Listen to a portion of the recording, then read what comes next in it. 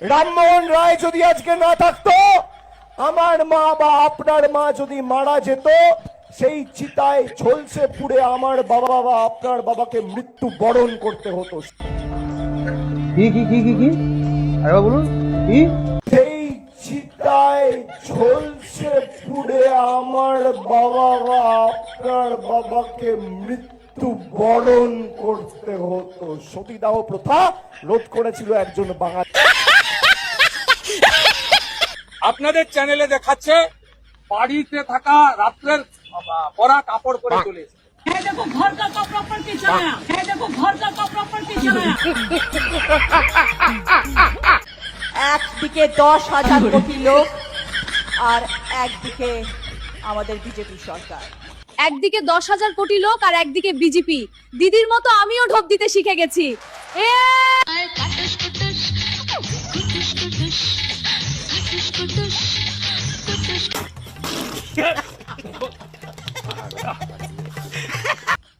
নমস্কার বন্ধুরা, সবাই কেমন আছো?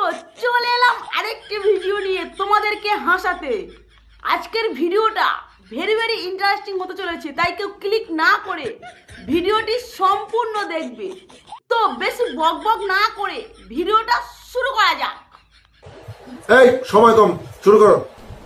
ও পিসি, এই শুনছিলাম তোমার বাবার নাকি অনেক সম্পত্তি ছিল, তা সেই সম্পত্তিগুলো কি হলো পিসি? আমার বাবার অনেক সম্পত্তি ছিল, দেবত্ব সম্পত্তি, আমরা একটুও নিইনি। ঠিক আছে পিসি, তুমি যে এই কথাটা বললে, তো এই ভাইটি কি বলছে শোনো।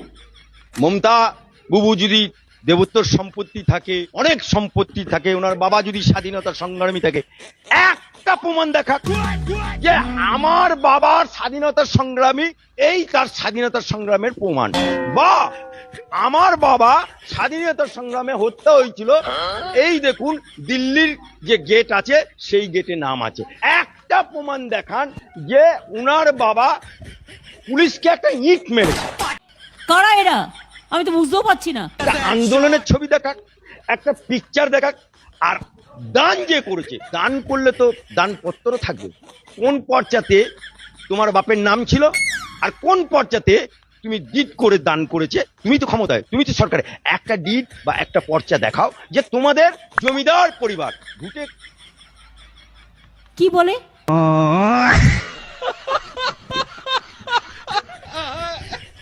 ইলেকশনের আগে এত খিদে, এত কোটি কোটি টাকা রোজগার করেও এত পেটে খিদে তোমাদের, আর কত খাবে? একবার ভাবো, কেউ খাবে আর কেউ খাবে না, তা হবে না, তা হবে না, এটা আমাদের স্লোগান, মাথায় রাখবেন। वाह दीदी, वाह दीदी, दीदी वाह दीदी, दीदी दीदी।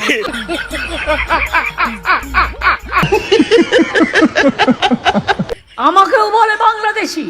হ্যাঁ, তোমাকে বাংলাদেশি বলেছে? এ তো খুব অন্যায়ের কথা পিসি। আপনারা জানেন আমি বীরভূমের একটি গ্রামে জন্মগ্রহণ করেছিলাম। আমি গ্রামের আল ধরে হাঁটতে পারি, গ্রামের পুকুরে সাঁতার কাটতে পারি। আমি জানি তুমি আরো কত কি পারো। বই লিখতে পারো, গান লিখতে পারো, গান গাইতে পারো, নাচতে পারো, ফুটবল খেলতে পারো, আরো কত কি পারো। আমার ঠিক মনে পড়ছে না, জানো পিসি, তুমি বলে দাও না। ধান কাটতে পারি, মাছ ধরতে পারি, রান্না করতে পারি। এসব ছোটবেলায় গ্রামে গিয়ে গিয়ে শিখিয়েছি, এবং তাই আমি মনে করি সেই মেধাই আসল মেধা, যে জন্মায় মাটির ঘরে। সেই মেধাই আসল মেধা, যে কর্ম সৃষ্টি করে। সেই মেধাই আসল মেধা, যে সাধারণ মানুষ হয়ে জন্মায়। কি পিসি, তুমি তো সর্বগুণ সম্পন্না, তুমি কি করে সাধারণ মানুষ হবে? তুমি একজন অসাধারণ মানুষ। বসুন, এসব আমি জানি। আপনাদের চ্যানেলে দেখাচ্ছে বাড়িতে থাকা রাত্রের পরা কাপড় পরে চলে এসেছে। है देखो घर का कपड़ा पर के चलाया है, देखो घर का कपड़ा पर के चलाया।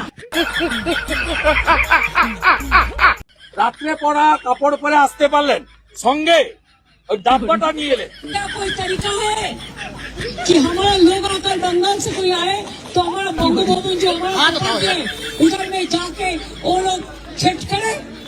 বক্তৃতা করবেন। এপাং ওপাং থাপাং আমরা সবাই ট্যাংরা হয়ে যাই। চলো এবারে আমরা চলে যাই রচনা ব্যানার্জির কাছে। রেকর্ড হবে রেকর্ড, রেকর্ড ভোটে জয়ী হবে তৃণমূল কংগ্রেস। আবার আসছেন আমাদের মুখ্যমন্ত্রী মমতা বন্দ্যোপাধ্যায়। তৃণমূল কংগ্রেস যা বলে তারা অক্ষরে অক্ষরে পালন করে। যেখানে আপনারা রচনা বন্দ্যোপাধ্যায়কে চাইবেন সেখানে আপনারা আমাকে পাবেন। যতদিন না ভোট শেষ হচ্ছে আমি আপনাদের সাথে আছি, আমি আপনাদের পাশে আছি। আচ্ছা, আর ভোট শেষ হলে তোমাদের আর দেখা মিলবে না।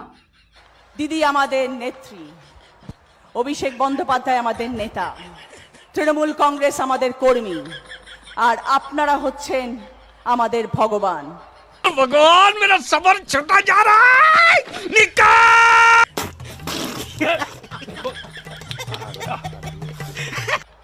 আমাদের স্তম্ভ, আমাদের শক্তি।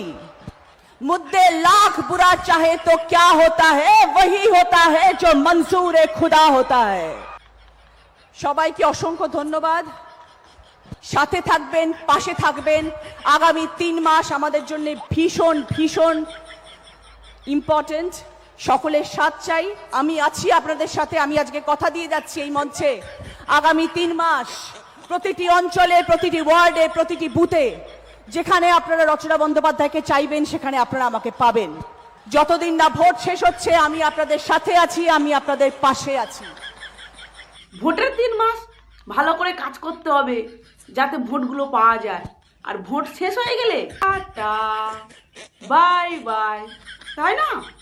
বসুন তো, বসুন। আপনারা সব জায়গায় গিয়ে এরকম করেন, বসুন।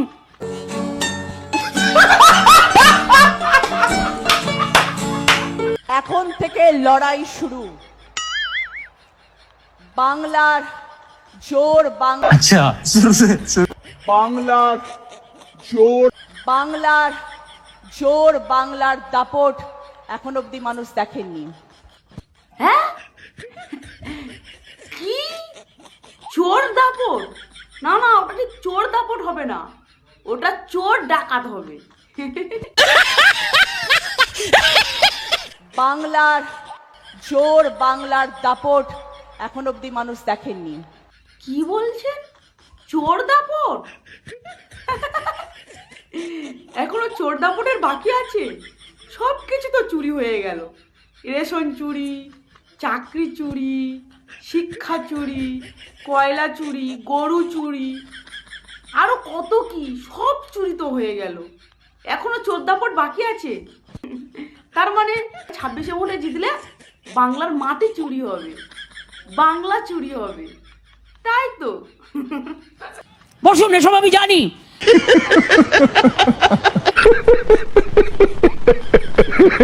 দাঁড়াও, রচনা ব্যানার্জি হুগলির ধোঁয়া দেখাচ্ছে, এদিকে দেখো। আমাদের হুগলির ধোঁয়া, যে ধোঁয়া আমি সবসময় যাতায়াতের সময় দেখি, এটা হচ্ছে সেই ধোঁয়া। এটা কিন্তু সিগারেট বিড়ি ধোঁয়া নয়, এটা হচ্ছে মেশিনের ধোঁয়া। হলো, এইবার কি বলবে সবাই? এই যে আমি বললাম যে আমি রাস্তায় যাওয়ার সময় ধোঁয়া দেখতে পেয়েছি, কি ভুলটা বলেছিলাম দেখলেন তো? এরপরে আরো অনেক দেখতে পাবেন রাস্তাঘাটে, আমার বলতে হবে না, আপনারাই দেখতে পাবেন। তাহলে ওই যে সবাই বলেছিলেন ওটা বিড়ির ধোঁয়া দেখেছে রচনা, ওটা বিড়ির ধোঁয়া কি কিসের ধোঁয়া? এবার আপনারা বিচার করুন সেটা কিসের ধোঁয়া। তাহলে আমি কি ভুলটা বললাম? শিল্প তো হচ্ছে, শিল্প তো আছে, দেখতে পাচ্ছেন না? জিন্দাল স্টিল নেই, 3 চাকার 4 চাকার ইভি মেশিন ফ্যাক্টরিজ গুলো নেই। ওটা তো রাইস মিলের ধোঁয়া। তো নেই কি করে বলছেন যে নেই? ওটা তো দিদি রাইস মিল হোক, যে কোনো মিল হোক, ফ্যাক্টরিজ হোক, আছে তো। অ্যামাজন, ফ্লিপকার্টের যতগুলো ইয়েগুলো আছে, সেগুলো জোনসগুলো আছে তো, হচ্ছে তো। এবার এটা একটু মিম করুন, আমি এবার নতুন নতুন মিমগুলো। ভগবান মেরা সবর ছোটা যা রা নিকা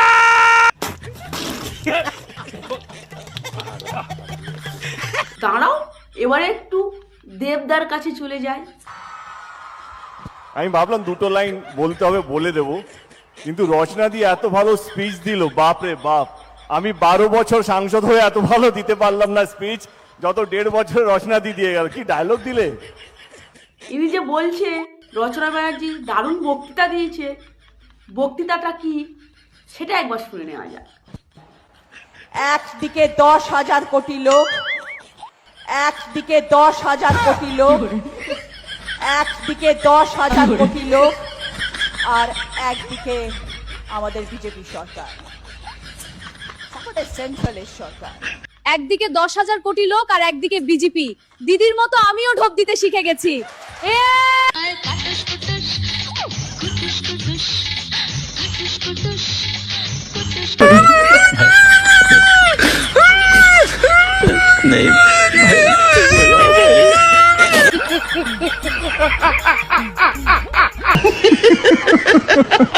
এবারে আমরা ভাইপোর কাছে যাই, ভাইপো ঠিক কি বলছে শুনে নেওয়া যাক। রামমোহন রায় যদি আজকে না থাকতো, আমার মা বা আপনার মা যদি মারা যেত, সেই চিতায় ঝলসে পুড়ে আমার বাবা বা আপনার বাবাকে মৃত্যু বরণ করতে হতো। সেই চিতায় ঝলসে পুড়ে আমার বাবা বা আপনার বাবাকে মৃত্যু বরণ করতে হতো। কি কি কি কি কি আরেকবার বলুন, কি? সেই চিতায় ঝলসে পুড়ে আমার বাবা বা আপনার বাবাকে মৃত্যু বরণ করতে হতো। সতীদাহ প্রথা রোধ করেছিল একজন বাঙালি।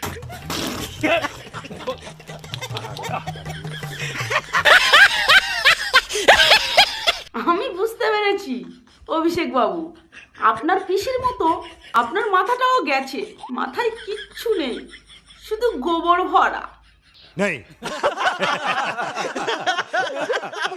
বন্ধুরা, ভিডিওটি আমি এখানেই শেষ করছি। ভিডিওটি কেমন হয়েছে জানিও, ভালো লাগলে একটা লাইক একটা সাবস্ক্রাইব করে দিও। টাটা।